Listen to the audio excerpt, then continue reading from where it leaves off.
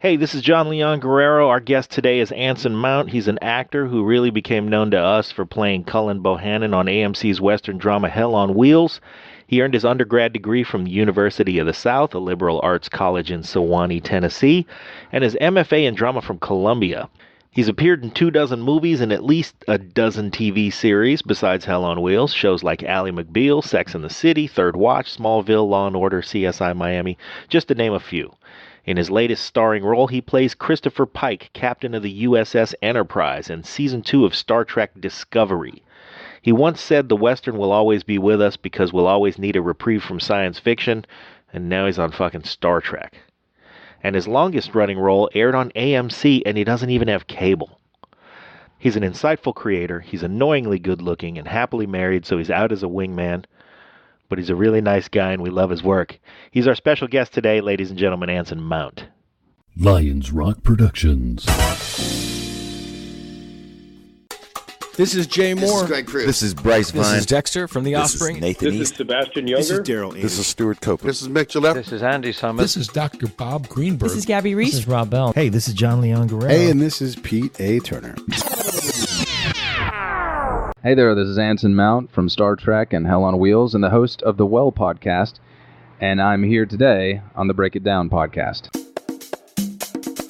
And now, the Break It Down Show with John Leon Guerrero and Pete A. Turner.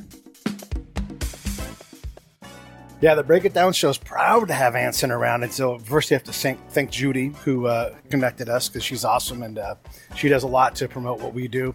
And so I always have to shout out and say we appreciate and love Judy for what she does. I'm sitting here at Aroma with Phil, who's co-hosting me, show number 2 of the day for us. And yeah, we're fortunate to have Anson on. Anson has been on a lot of shows. Hell on Wheels, of course, was that 5 years that was on? 55 episodes? It was 5 orders for 6 seasons. They did that. They do that thing at AMC sometimes where they do a super order at the end and split it into 2 smaller seasons. Yeah. So yeah, it was 50. I want to say 53 episodes in total, something like that. Yeah. And you live in New York, but you're out here doing some work projects. Yeah. And then you're Captain Pike on Star Trek. Were you a Star Trek guy growing up? I was. I grew up in rural Tennessee. Really didn't know what science fiction was. Hadn't really started reading for enjoyment yet. I was 7 or 8 years old when the original series started airing in syndication on our local UHF channel. At that time, there were only 5 channels on your TV. It was ABC, NBC, CBS, PBS, and your local UHF channel. My mom said, "Oh, you got to watch this," and because she'd seen it. The original when it was in its original run, and I had no idea what it was, but she turned me on to it, and yeah, man, 6 p.m. Sundays every week I was glued to the television, and that was our make-believe game in my neighborhood was Star Trek. That involved. So when I got the role and then showed up and was being shown the set, and I got to sit in the captain's seat for the first time, it was emotional in a way that I did not expect. Yeah. It was a weird full circle kind of thing. And every single day on that job, I was like, this is surreal. Okay, so I'm glad you said that, because we had Dale Midkiff on, and he played Elvis in Priscilla's version of the story. And so he got to go into Elvis's room, and which was left basically how he left it. And he's like, I stayed in there until I felt everything I needed to feel, so I could find the role and know who I was, just from that's the Ticonderoga pencil he had by his nightstand, for jotting down notes. And he's like, I felt these things. So you have this legacy of, Captain Kirk, Captain Picard, all these different captains and all the incredible actors along the way. Do you feel not a professional responsibility, but a bigger responsibility because of what Star Trek is and what the captains before have done? Yeah. There's certainly,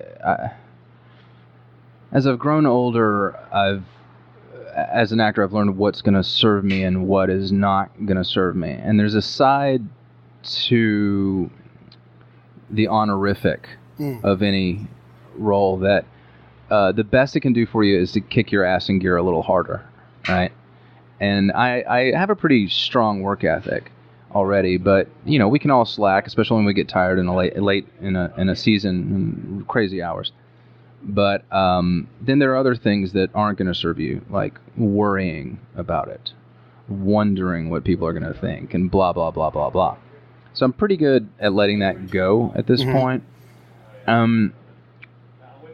I think that if I was in my 20s or my early 30s, it would have really messed with me, especially since the role had already been established by other actors, and we already knew what the third act is in this character. But, now I'm aware that, we literally, every cell in our body regenerates itself in a cycle of 7 years. So we're literally different people every 7 years. So I felt the second act Pike, which is the one that I'm playing, can be my Pike.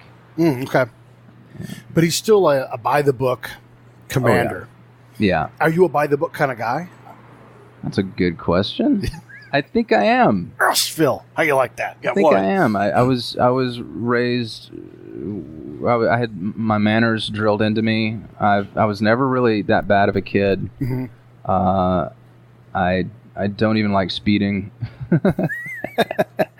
My wife says that I drive like an old woman. All right. So yeah, I guess so. Yeah. But I've got a pretty good fuck you attitude about things when I need to. Yeah. But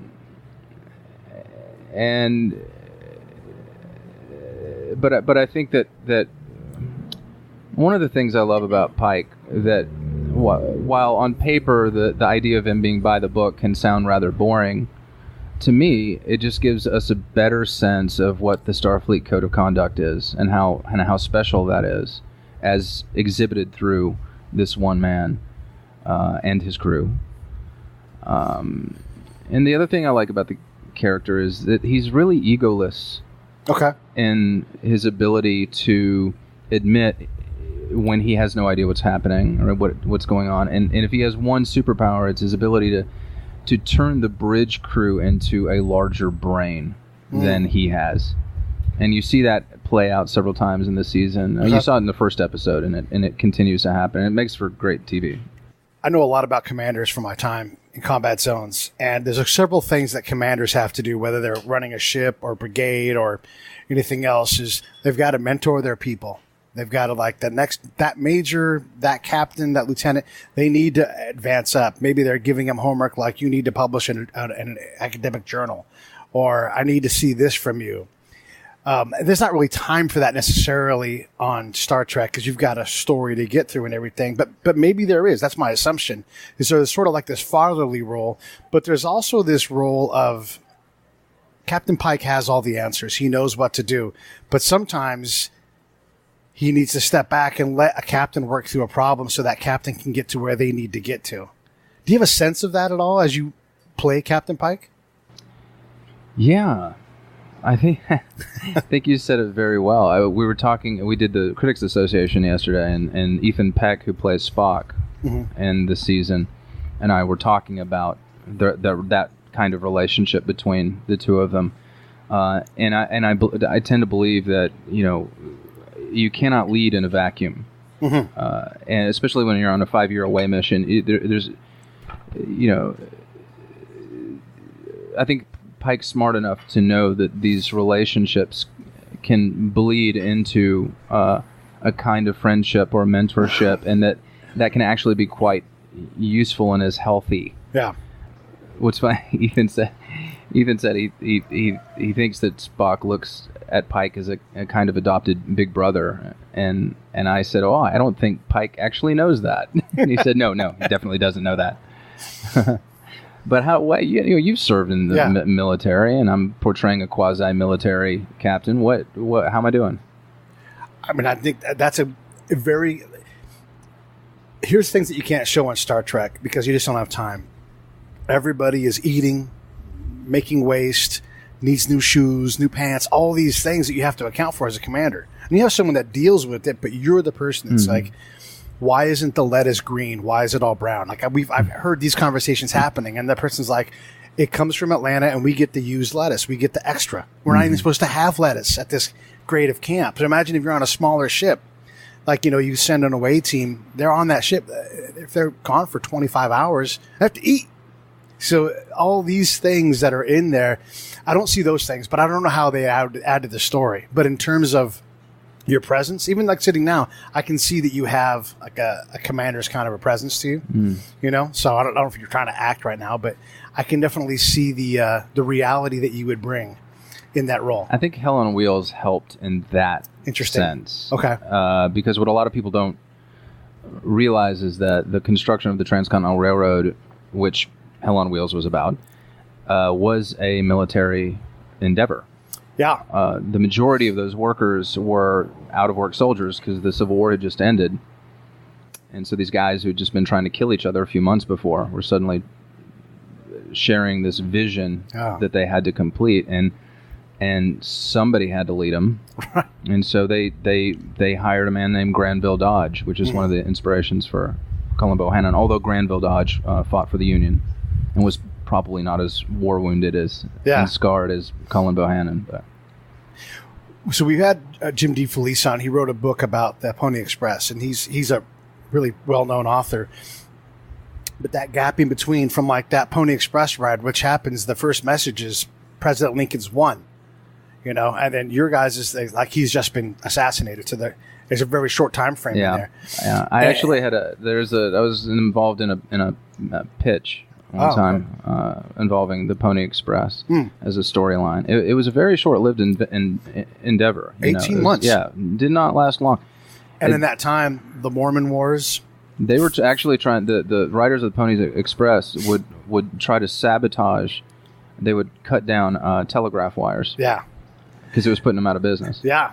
And when there's also Paiute fights and the Mormon Wars and all these other things that were happening.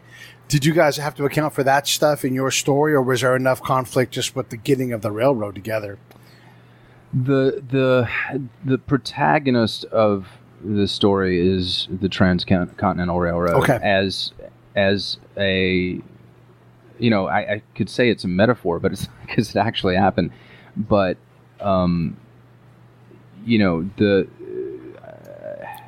if you look at the train tracks from the sky, they look amazingly like a suture. And this is a time when the nation was broken. Yeah. And needed to be bound up. And, a lot of people forget that, great presidents or any president usually comes to office with one grand vision. And then he has to deal with history unfolding, right? So if you look at Kennedy wanted to put a man on the moon. Yeah. And he had to deal with the Cuban Missile Crisis. Yeah. Johnson and Nixon eventually inherited that vision, but then they were stuck with the other thing that came out of the Kennedy administration, which is the Vietnam War. Lincoln did not think he would be remembered for emancipation. That was not... He knew it would be necessary. He didn't know exactly when, but he knew it was necessary. But his vision was the Transcontinental Railroad. That's what he thought his legacy would be, and he couldn't get it through. He couldn't get it passed. It wasn't until he was assassinated that the overwhelming sense of loss and the joviality in Congress that event bought the Republicans allowed Congress to finally get behind the project, and it became a corrupt endeavor from top to bottom. Every senator on the Railroad Oversight Committee was buying up. They were approving the routes and then immediately buying up the land upon those routes and to enrich themselves in the most incredible real estate inflation the world has ever seen. Yeah. And they all got rich. Yeah, I've read a lot of books about that era and all of those, even the Pony Express, where they had to do corrupt borrowing deals. So borrowing corruption for the future because they couldn't get Congress to move in a way that made sense. And so, they found a guy who would do bonds and, all these backdoor deals because that's just how they did business back then. And it makes you wonder now, like, are we really any better? Have we advanced in that way at all? Yeah. I mean, no. there's so many problems where you're like, if everybody could just get their hand out of the jar for a minute. It's amazing we survived this long. Sometimes, when you realize what all has gone into the building of this nation, it's a wonderful, strange, mixed, troubled, but fascinating country, warts and all. Yeah. Sounds like today we need another railroad to suture the country back together, because I feel like we're separating again. Wouldn't that be wonderful? If it was that simple, yeah. Yeah. So it's interesting. Reagan said it's not going to happen until the aliens land. Well, right? Then we'll get our shit together because there will be an other. Right. Yeah. Well, depending on how you define alien, Right. Yeah. Extra planetary alien versus them alien. Oh, right. So maybe that's what he meant but didn't mean. What's interesting to me is your two roles. One is you can do your prep work and research around historical actual facts that happened and build this fictional character around that, versus Captain Pike is a fictional character around a fictional scenario where you really can't do research other than research what other captains in the past have done. And that dichotomy seems very interesting to me, and you seem like a very intelligent man that's done a lot of your homework. All right. Just in your presidential history that you shared with us just in the last 5 minutes, I was like, wow, okay, this guy knows more about what happened here, and I'm guessing that was partly in preparation for a role or something like that. But I'm a big believer in research as an actor, but most of the time, what we're searching for is a golden key to the character or to the world, and the research usually what we find 99% of what we find is that there is no such golden key. But it gives us something to focus on, alleviates our fear, maybe sparks our imagination a little bit. But what you hit on there, which is really interesting, is how science fiction killed the Western. And there was an era in this town's history when the Western, every actor had to know how to ride a horse. Right.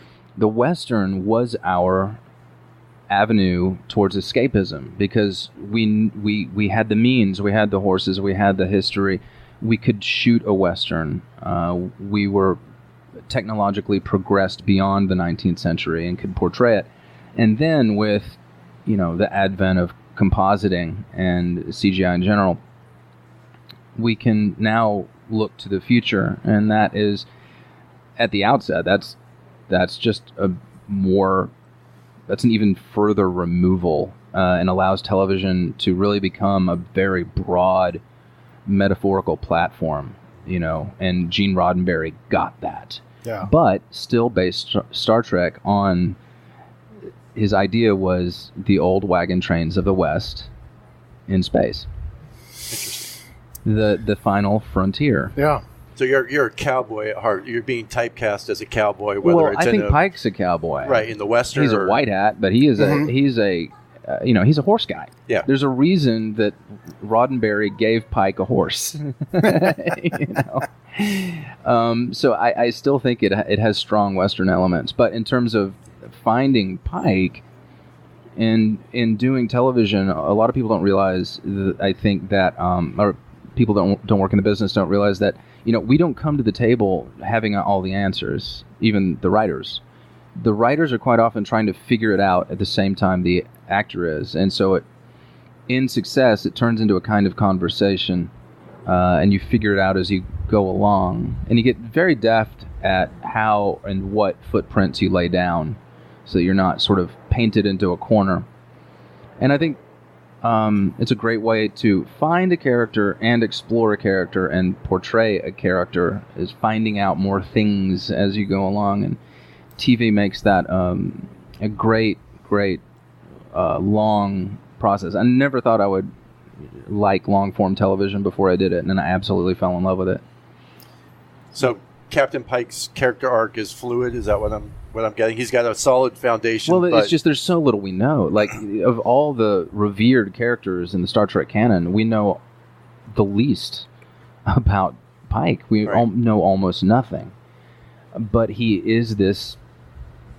You say Captain Christopher Pike, and everybody knows who you're talking about. They know his entire story. But we don't have any of the second act. Right. And so, I was told by my showrunner yesterday that I could say, when asked, we will get into some of the canon involving what we know about Pike, but probably not in the way that anyone is expecting. So when Gene Roddenberry started this thing, he created this, I'll use the word, I don't have better words, I'll just say social change platform where, Gene and Sly Stone were the only people going, I don't care what color you are, I don't care what gender you are, I don't care if you're a hippie or if you're a white hat. You can be in my band or you can be on my show, and I want to make that more normal for everybody. So, yeah, Kirk and Uhura, they have a kiss, but there are so many different aspects of these differences. On Next Generation, they talked about different forms of perspectives of the truth. They're both true, but they're from different people's perspectives, and so they don't jive. What are we learning now that we'll look back on 20 years and go, yeah, you know what, we're a bunch of dicks back then because we didn't realize this simple thing that, we all have this common approach or this common theme? Say the last part of that question again? Just the social aspect that we'll look back in rearview mirror and go, yeah, we've really evolved from this point in time where, a black guy and a white guy and a black woman kissing was a big deal. Now it's nothing. It's like no big deal. So when we look back on this era of Star Trek, what will those things be? Do you have any kind of a sense at all? Or gosh. In terms of our looking back on our society, I haven't spent enough time thinking about that, but I can say that Gene Roddenberry said one time, he said, we never discuss diversity on Star Trek because it is an assumption. And so simply the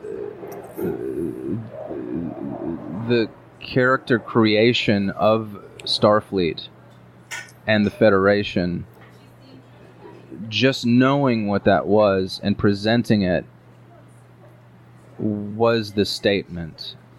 And then you could explore the big philosophical ideas. And now you look at Discovery, and it's not just one black woman on the bridge and one Asian guy on the bridge. It's very diverse now, and there's been a lot of chatter about that. And I hope that we're headed towards a time where we don't feel the need to, not that we shouldn't discuss it, or I feel like it's something I don't want to hear as a white man, but that it will be a given and not something that is we feel the need to comment on. There seems to be a nice, easy way of having, because what's the antonym of diversity? It's unity, right? So there does seem to be this balance between the unified mission of Starfleet, the Prime Directive, these things that guide everybody towards a unified thing, but with an array of genders and species and, worlds and everything. Yeah, well, I think I talked about Pike turning the bridge into a larger brain. I think that's a microcosm of the larger Starfleet recognition and the power of diversity in problem solving. And we've been figuring this out in group psychology recently, that it's multiple studies have shown that the more diverse a group, the greater the problem solving skills, because you just think around a problem in different ways. And I think the Federation knows that, Starfleet knows that, Pike knows that, Roddenberry knew that. Our differences are our strengths. If we can ever come to the day where we don't even notice the diversity, that should be the goal, right? So, sorry, say again? If we could ever come to the day where we don't notice the diversity. As diverse as the bridge is today, we still point out, oh, look how diverse it is. Was that done on purpose or whatever, right? But yeah, wouldn't it be nice if we just looked at the bridge and the bridge was the bridge, and we didn't notice that. Wow, look how diverse the bridge is. I don't even know if I like that word diversity. It's more, I look at it as, is it a heterogeneous bridge or a representation? Right, because diversity can mean different things, right? So you were talking about really diversity of skill sets that make up the larger brain, and that makes the use of that word there makes more sense. But bringing in, when you talked about unified, I thought more homogeneous, right? So more of the same versus different. I think, to my earlier point, if we can arrive at that day where we look at something and don't even notice that it's diverse, that should be the goal. Or that would be, where we should try to the achieve. Other side of that, the possible other side of that wish, though, that we have to be careful about is this idea, I think somewhat insidious idea, that we're somehow post-racial now, that everything's fixed, we don't need to worry about it. No. No. I don't think we're close. I don't think so. Yeah, I was blessed with a father that worked alongside the civil rights movement and was raised to be very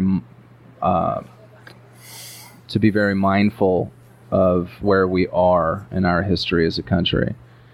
And I'll always be grateful for that. One of the things we've had a number of actors on, Chad Michael Collins is coming to mind right now, and he's played in a bunch of procedurals. Like, you've done a lot of that kind of work too. And I was asking him, the whole show up on time, hit your marks, tell the truth. But that's a very simplified version of what your truth is. You have a truth that you just bring. I can feel it right now. I can't put one word on it because I kind of want you to, but what is your truth? What do you bring when you show up on a procedural, on the bridge of a Enterprise or a Star Trek ship? What is that? Well, I mean, you just hit on it. I was having that conversation this morning with another actor. Hey, this is John Leon Guerrero, co-host of the Break It Down Show and fellow producer here at Lions Rock Productions. And I'm proud to announce our newest show. It's called Justice. Season 1 is going to be a deep dive into some of the cases I personally worked on as a licensed private investigator, and you'll get a unique view into the criminal justice system that may just challenge some of your personal notions about how it should work and open your eyes in ways you never imagined. So keep your ears open for Justice, a brand new podcast from Lions Rock Productions to iTunes, Stitcher, and wherever you get your favorite podcasts. Well, I mean, you just hit on it. I was having that conversation this morning with another actor. I think we're just, at the end of the day, actors are not shamans. We're barely artists. If anything, we're interpreters. But the trick is to interpret the material in a way that it is enlivened. And the only way to do that is to be honest with yourself about where you are at that moment, to be honest about where the material is at that moment, and to be truly, honestly inquisitive about where the person in front of you is at that moment. The person you're interacting with? Yeah. Okay. Yeah. And there's a stark difference that you start to see at a certain point in your development as an actor, hopefully, where you can tell when someone is truthfully engaged or truthfully in acting. That's why it's called acting. We make actions. Or when they're playing a tone, or they're playing an idea, or they're more interested in what they are doing than the person in front of them. Right. It becomes a pretty clear, cut and dry difference. I have been working my entire life on being more present. And my wife will tell you, my mother will tell you, I am the biggest space cadet alive. In some ways, that has been a wonderful tool for study and sticking my nose to the grindstone. And I'm just that kind of person. I can sit down to write and stay there for 5 or 6 hours. Yeah, impressive. I just have that, whatever that is. But I can also just as easily get lost in a daydream when I need to be paying attention to what's going on in front of me, particularly in a collaborative art form. You know. Yeah. And before you said the word being present, I was thinking the same word. You know, what you're describing is just being present. Yeah. But the separation between actor and character. So you mentioned the leadership qualities of Captain Pike, and I couldn't help but wonder, like, inside you, do you share some of those same leadership characters, or do you actually learn from your character how to be a leader? You know, I would not have. I'm not sure I would have been as ready to play Cullen Bohannon, who's a leader, general type, nor would I have been ready to play Pike if I had not had a quieter moment in my career when I was able to start teaching. And to learn that this false modesty all of us Americans try to carry around with us is really just baggage. And at a certain point, you either know something or you don't. And the ability I thought that I had no fear of public speaking. I thought that was I'd done it before. I'd done presentations, but it's not before you're asked to stand up and say what you know or think you know, that you realize, wow, maybe I'm not so clear on what I thought I knew because they don't understand me right now. Right. So it forced me to get really break down what it is that I do and how I do it. That ultimately, when I did that and put it back together for other people, made me a better actor. Yeah, and the ability to do that is what allowed me to showed me that I'm not the kid that was picked on in junior high anymore. It's over. I can be seen as a leader, and people will at least believe it. Yeah. This whole conversation is going to take us in a completely different direction, and I want to make sure we get to your podcast. Sure. But I do want to really quickly just hit on that whole thing where you go up in front of something and you have, this is the lesson I learned in my 40s, is like my ego is really my worst enemy, so I've learned to beat it back, or life has beat it back for me, But being able to stand in front life has a way of doing that. You don't have to worry about it. At some point, God's going to smack you. There's something happening. Yeah. So, to stand in front of an audience and accept that, oh my gosh, my message is not getting across. And really, I need to shut up more, listen more, be more present so that I can understand what they are getting. So I really can, like a master, guide these people instead of just talk and finger and power, So it's... Yeah, I'm always impressed by these lessons that we get, at least for me, pretty late in life, because I'm almost 50 now. But I'm like, oh my gosh, if I would just shut up and allow someone else space, we'll all get to a better place. Yeah, or if a lot of times when you think you have the answer, when there's a group problem, and you think you have the answer, I've found that if I just shut up, usually they're going to get to it if I'm right. Yeah. They're going to get to it anyway and in their own way, and they're going to be empowered by it. Right. Or if I jump in and try to fix it, I can be wrong, or I had only heard a part of the solution before I opened my big fat mouth. So now you're talking like a leader. Yeah. Right? Well, and you're making me think. When you said, empower them and let them come to that conclusion, that to me is a leader. That's how a leader thinks. That, and, speaking of my podcast, I did this interview with Coach June Jones, who is a celebrated college football coach, coaching the NFL, actually, before he decided to take a pay cut and go back to his alma mater and coach the Hawaii Warriors, who were at the time the Hawaiian Rainbow Warriors. Yes. And I don't know if you know this story or not, but he was an NFL coach for the Chargers in success, and got an offer for a third of the money to go back to Hawaii to coach this team in 1998, the Hawaii Warriors. Out of 112 teams in the NCAA, yes, they were ranked 112. Okay. Yeah. So he's stepping into that. Yeah. And in one season, in 1999, he takes a share in the Western Conference. It's right. Yeah. They beat Alabama. Yeah.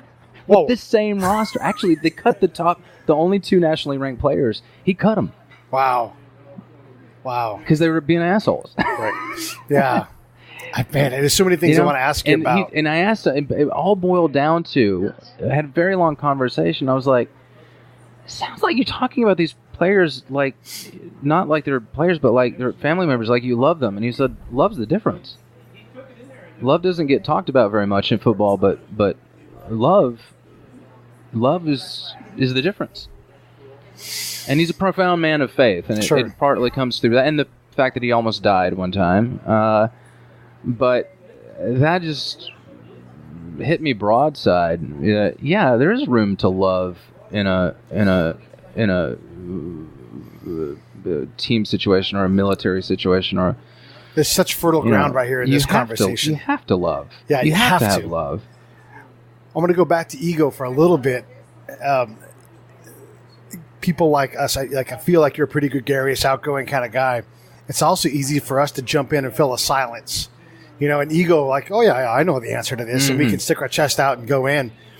But that person that's more reserved, willing to follow, is calculated, and they have powerful words. And again, if we shut up and allow someone else to go, I can talk, and then they have this brilliance in them, and you're just like, why am I working so hard trying to solve all these problems when there's all these people around me that if I could coax them out, if I could use my gregariousness and my leadership skills. So one of my bosses, Bruce Hoover, was a great guy. He was we were in an infantry unit, and he's not an infantry-looking guy, but it turned out he was the senior ranger in an infantry brigade, which is a big deal. And so he would sit back, and we had changed units, so he's sitting back, and everybody's talking at each other and by each other, and it's a staff room, and we're doing the staff thing. And he's like, you guys are talking about a lot of really good things. He didn't hardly ever talk. What I wonder is, the last commander was kept up at night by this problem, and you guys haven't talked about it. And then he just sat back, and the staff room totally changed because this one guy said this 15, 20 words, and it completely changed the entire room's paradigm and reality as to what was going to be important. Oh, yeah. Yeah, that's another thing that June told me is that there were days that he wouldn't even have practice.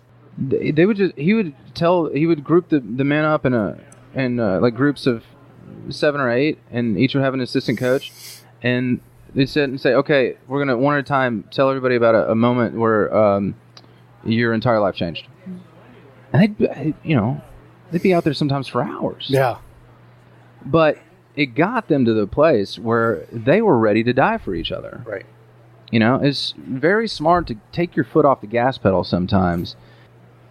But with the podcast, I was talking about this the other day. Anson, can we listen to a real quick sample of The Well? Yep. There's this kid, Ernest, at my elementary school who didn't have friends. And he came to school one day, and he was like, I won the Nestle Quick contest. And we're like, what contest? And he's like, the one that gets you 2 tickets to the chocolate milk world. And we're like, what? He's like, yeah, I won. And I get to take a friend. And we were all like, Ernest doesn't have friends. This ticket is open.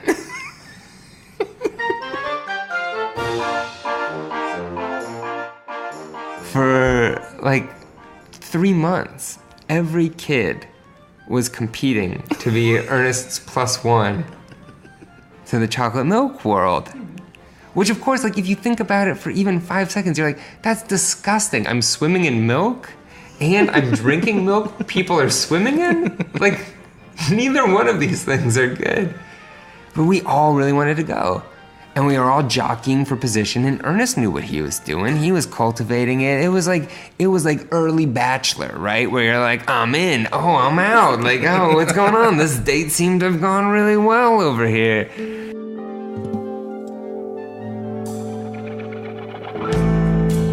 There we go. That's pretty cool. I was talking about this the other day. I was being interviewed on my friend's podcast. It's such a postmodern problem. Where I go to see my friend I haven't seen in years, and the only way that we're able to catch up is for me to be on his podcast talking about my podcast. Yeah. So who at this table has a podcast racer? Oh, Jesus, I know. I have two. But I told him, I said, when I found out he was doing a podcast, I said, of course, that makes so much sense because it's going to force you to fucking listen. and mine forces me to listen in a way I haven't before, much more deeply, especially when I have to go back and do editing. And boy, howdy, yes. And it's just really been a good habit or a good project for my soul to participate in. So what was the genesis of the podcast, The Well? So I was. Did you just wake up one day, or like? No. I'd like to hear. I know why mine was created. I know why Pete's was created, but I've because of this crazy career of mine, I have found myself on the other side of the mic, where I'm right now, and I started getting pretty tired of hearing the same questions over and over and over and over and over again, but even more than that, I was getting tired of myself answering them, and I was just like, why? I'm tired of hearing my friends do interviews where they're only asked to talk about themselves. I don't care about them.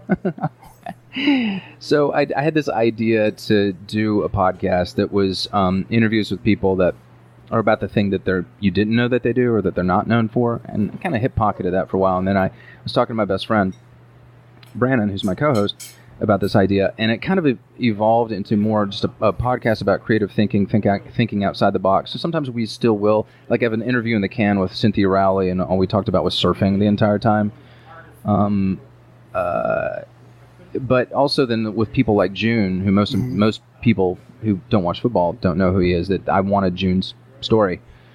So that's sort of our basic cause, is to think around what creativity is and creative thought, and how people force themselves to think outside the box. I went and did this fantastic interview. The Canadian, I'm going to mangle the name, but it's their science center in Ottawa, where they built one of the only two machines that was able to calculate a kilogram based on the magnetic force, and it's the last major measurement to be based on a natural constant, because it was the hardest thing to do. This machine had to perform like 12 measurements at the same time, and it was just this impossible thing. And I went to see the machine and asked them how they did it. But we've got interviews with obviously actors and singers and football coaches. I have a great interview coming up with my friend Ileana Douglas, who wrote her book about her strange life connections to film. The one we just put out that you would listen to this morning was with the children's book author, Mac Barnett. I was just interviewing Anthony Hopkins this morning. We were working together last week, and we hit it off.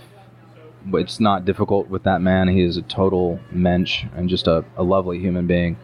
And he wanted to be on the podcast, so I thought we were going to talk about music the whole time, but I sat down at 9 a.m. and he said, "Have I ever told you about the time I met Betty Davis?" I said, "No, you haven't." And I looked down and it's like 11:30 and I'm late for a meeting. Yeah, we're just trying to come at the subject from as many different angles as possible. And they're highly edited, as you've seen. But they're wonderful. You guys really should check it out. The show's called The Well. Yeah. And it's fantastic. Like, if you listen to what we do here, long-form interviews, they do that, but you guys do a lot more production. Where did that concept come from? Because you're taking a standard thing and you made it a lot more involved. What do you mean? Just how you produce the show. It's almost like you're telling a story. Yeah, well, now that you hit on the key there. Good job, Phil. The other thing that I've grown tired of is just, I don't know, conversations for conversation's sake. Like, you guys ask very good questions, but there's some podcasts out there that it's just like, hey, let's, have a drink or smoke a bong and just shoot the shit. And I don't care. I just don't care. And so I wanted it to be a story-based show. In other words, like, our mantra is our guest is not our guest. Our guest is the story. where our guest is the trick of thinking outside the box, which is usually summed up in a story, whatever that is. And a lot of times I'll go to an interview not knowing if there's going to be a story or what the story is. And sometimes you have to cobble it together in post, but there's always a story. Yeah. Or there should always be a story. Because that's what connects us. That's why I do what I do. I believe in the power of storytelling. And I think that it's something that there's some deep human need, I think, to gather around the campfire and listen to a story being told together. Because it's what draws us together. You know, I read this wonderful book, Sapiens, recently, in which this historian, his name is escaping me right now, but great book. He makes the argument that, you know, he poses this question. Cro-Magnons were bigger than us, potentially smarter than us. They had basic tool-making skills on par with us. Why did we win? Yeah. And his hypothesis is that human beings invented storytelling. Because what mythology does, what stories do, is that they expand the umbrella of the concept of who we are. Prior to the intellectual revolution, humans were the same as chimpanzees in terms of their groupings. They're never more than a couple of dozen. And then suddenly you started to see hundreds of humans together, and they could gang up on the Neanderthals who probably did not have that gift. So there is something deeply embedded in our DNA that needs stories to be told. And if you look at it, you know, nations are myths. Money is a myth. Empires, corporations, they're all myths. They're all stories we've told each other. Yeah. What are you getting out of the show that you didn't expect? Well, I knew that I need to, you know, that I need to be creative all the time, and so it gives me an immediate go-to that I don't have to invent some new project to go and do. But you know, every now and then I'll be interviewing somebody who I already knew as a friend, and they'll come out with a story that I'm like, what? Yeah, you never told me that. Perfect example is the Xibit interview, first part of Xibit's interview, and if you haven't listened to that, I won't spoil it for you, but there is a moment exactly like that. Yeah. Yeah. It's the episode before the one we listened to, so you guys should definitely go check it out. It's called The Well.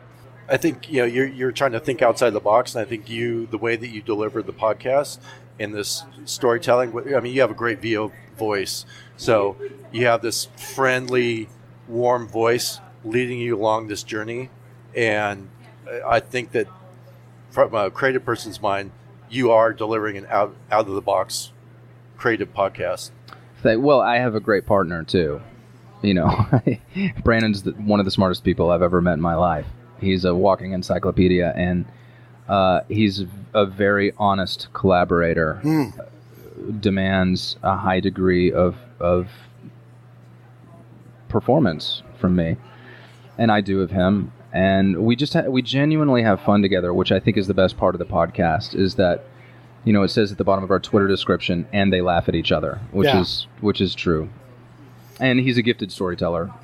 He's a very good storyteller. Yeah, in the description, you also talk about not asking the obvious questions. Same thing that we try to do here is to get to that question. Yeah. So I've been watching, and I don't know if you've watched him at all, but the big interview with Dan Rather. And he's done a lot of country performers, and just, you know, it's Dan Rather. So he's like Steinbeck with his words. Just like, not only is there not a lot of them, but they're really good. Yeah. So he's got Kenny Rogers all the way warmed up. It's late in the interview, and he looks at him, kind of puts his hands on her chin, and goes, "Regrets." And Kenny, right along for the ride, he's like, "You know those last two kids I had when I was 70? I probably shouldn't have done that." It's like watching a sword master. Yeah. You know, right? And, you know, Kenny's got, because he could go, "Oh, no regrets," right? But no. Dan had him ready. And, yeah, he gave out that. And he doesn't, not that he doesn't love his kids. Of course he does. But he's like, they won't get to see me grow old. I won't get to see who they become. You know, and just to get that out, I'm like, oh, man. And so That's my long way of asking you this question. As you look at yourself as a host, and you get what I get, like we're listening to ourselves, and you're like, Anson, damn it, come on, because I yell at myself all the time. What are you learning about being a host that you didn't have 2 years ago? All these moments in editing at the beginning of the process, when I had my first few in the can, all these moments of editing when I'm listening to the conversation back and saying over and over again, Anson, shut the fuck up. My God. Let a person finish a thought before you interrupt with your big fat idea. Yeah. It makes for much easier editing and a much better interview. Just listen. That's the Captain Pike in you coming out. Any questions for us? No, this is great. Thank you for the interest in the interview and letting me plug my podcast, and I appreciate it. Well, legitimately, you guys should check it out. Of course, check out the Star Trek, but the podcast in particular, I really do enjoy it. I'm going to be digging through the whole thing. Thank you. I've already, and everybody else should do this just on the strength, but I've already rated, 5-starred, and reviewed, because that's currency these days. So, and legitimate. I mean, that's 100%. I really am looking forward to going through and then bugging you about the guests that you have, and glad to swap back too. So yeah, man, let's do this again sometime. Please. Yeah.